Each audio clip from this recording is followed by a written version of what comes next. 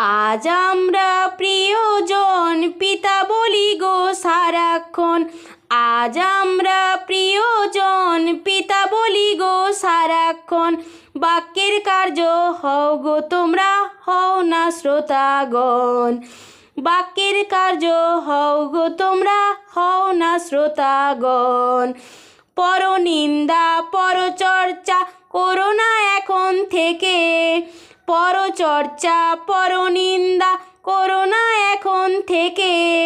খুশি হবেন পিতা আরও মোদের কার্য দেখে। খুশি হবেন পিতা আরও মোদের কার্য দেখে।